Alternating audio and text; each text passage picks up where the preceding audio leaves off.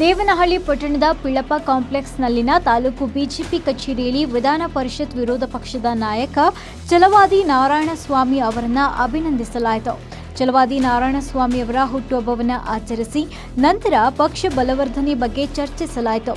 ನಂತರ ಮಾತನಾಡಿದ ಅವರು, ಕಾಂಗ್ರೆಸ್ ಪಕ್ಷ ಪಾಪರ್ ಚೀಟಿಯಾಗಿರುವ ಖಾಲಿ ಡಬ್ಬ, ಅವರ ಅಭಿವೃದ್ಧಿ ಶೂನ್ಯ ಹಾಗೂ ಕಾಂಗ್ರೆಸ್ ಶಾಸಕರಿಗೆ ಮಾತ್ರ 50 ಕೋಟಿ ಅನುದಾನ ನೀಡುವ ಭರವಸೆ ನೀಡಿ ಉಳಿದ ವಿರೋಧ ಪಕ್ಷದ ಶಾಸಕರಿಗೆ ಅನುದಾನ ನೀಡುವಲ್ಲಿ ತಾರತಮ್ಯ ಮಾಡಿದ್ದಾರೆ.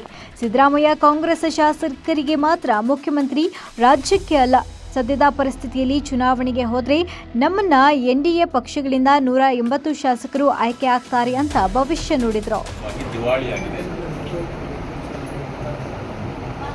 ಹಳ್ಳಿಗಳಲ್ಲಿ ಹುಡುಗರು ಹೇಳ್ತಾರೆ ಅವಾಗ ಪಾಪರ್ ಅಂತ, ಹಾಗೆ ಪಾಪರ್ ಚೀಟಿ ತಗೊಂಡಿದೆ.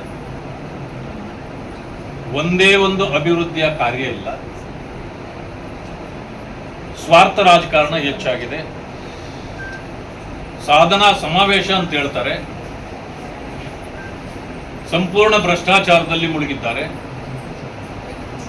ಅಭಿವೃದ್ಧಿ ಶೂನ್ಯವಾದರೂ ಕೂಡ ಅವರಿಗೆ ಸಾಧನೆಯ ಸಮಾವೇಶ ಬೇಕಾಗಿದೆ.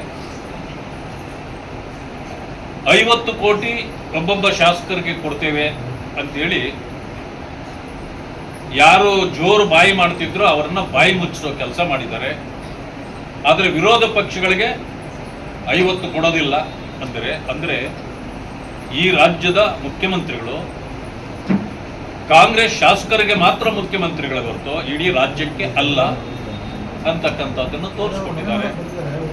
ಆದ್ರಿಂದ ನಮ್ಮ ಪಕ್ಷ ಇವರ ದ್ವಿಗುಣ ನೀತಿಯನ್ನ, ಭ್ರಷ್ಟಾಚಾರವನ್ನ ಎಳೆ ಎಳೆಯಾಗಿ ಇಡೀ ರಾಜ್ಯದ ಜನರಿಗೆ ಪರಿಚಯಿಸತಕ್ಕಂಥ ಕೆಲಸವನ್ನು ಮಾಡಿದೆ, ಮುಂದೆ ಮಾಡ್ತೇವೆ. ಹೋರಾಟ ನಿರಂತರವಾಗಿ ನಡೆದಿರ್ತದೆ.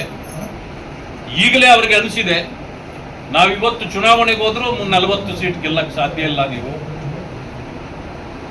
ಮುಂದಿನ ಚುನಾವಣೆಯಲ್ಲಿ ಭಾರತೀಯ ಜನತಾ ಪಕ್ಷ ಮತ್ತು ಜನತಾದಳ ಎರಡು ಸೇರಿದ್ರೆ ನಾವು ಹೆಚ್ಚು ಕಡಿಮೆ 180 ಸೀಟ್ಗೂ ಹೆಚ್ಚು ಸ್ಥಾನಗಳನ್ನು ಗೆಲ್ಲತಕ್ಕಂಥ ಎಲ್ಲ ವಿಶ್ವಾಸ ನಮಗಿದೆ.